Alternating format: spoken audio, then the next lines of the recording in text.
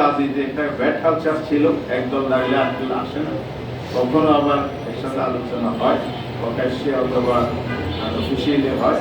কিন্তু এবার ওনারা প্রকাশ্যে বলে দিলেন যে আমরা জামাত, ভালো কথা। তা আমরাও প্রকাশ্যে বলে দিলাম যে আপনারা ডাকেন, আমরা যাব। তো ওনারা সেই ডাক্তার দিতে পারেন। এতে বোঝা যাচ্ছে যে আমরা যে একটা পজিটিভ মাইন্ডে আলোচনায় ভিত্তিতে সলিউশন চেয়েছিলাম, সে পজিটিভ মাইন্ডটাকে ওনারা সম্মান জানাতে জাতিকে সম্মান দিতে পারে। তা আমরা আশাবাদী থাকবো, তারপরেও ওনারা ইতিবাচক হবে। দেশ জাতির সাথে দলীয় স্বার্থ ত্যাগ করে আগামী নির্বাচনকে সুষ্ঠু করার জন্য এক কমিটি ভিত্তিতে আগামী দিনের বাংলাদেশ গড়ার জন্য যে জুলাই সনদ প্রণীত হয়েছে সেটা বাস্তবায়নে এগিয়ে আসবেন। সেজন্য আমাদের অন্যান্য দলগুলোকে আমরা একইভাবে আহ্বান জানাচ্ছি, আলোচনা আমরা চালিয়ে যাচ্ছি। তথাপি যদি সমাধান না হয়, প্রশ্নগুলো হয়তো আপনারা করবেন, এটাই বলে রাখছি ধারণ।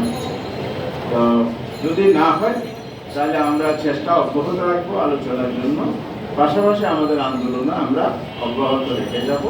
তো আগামীকালের সমাবেশটা সুন্দর হোক, সুশৃঙ্খলভাবে হোক, এটা আমরা চাই। অন্যদের ওই হাঙ্গামা গণ্ডগোল তাহলে না ঘটে সরকারকে আমরা নজর রাখতে বলবো, কারণ নাগরিকের নিরাপত্তার দায়িত্ব সরকারের।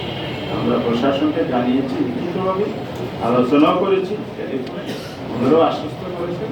প্রশাসন, সরকার এবং আমরা রাজনৈতিক দল এবং আমাদের এই ৮ দল সবাই সম্মিলিত প্রচেষ্টা আন্তরিকভাবে আমরা একে অপরের সাথে কর্পোরেশনের ভিত্তিতে সুশৃঙ্খলভাবে একটি সফল সমাবেশ, এটা বিশাল একটি সমাবেশ হবে, মহাসমাবেশ, জাতীয় সভা না হলো প্রকৃত অর্থে যেভাবে আমরা সাড়া পাচ্ছি, খোঁজ দিচ্ছি, যেভাবে মানুষের আগ্রহ উদ্দীপনা দেখা যাচ্ছে, এটা একটা বিশাল মহাসমাবেশে আসলে রূপান্তরিত হবে আগামীকাল ইনশাআল্লাহ। সেটার জন্য আমরা আপনাদের সহায়তা চাই। আমাদের নেতৃত্ব সবাই আছেন,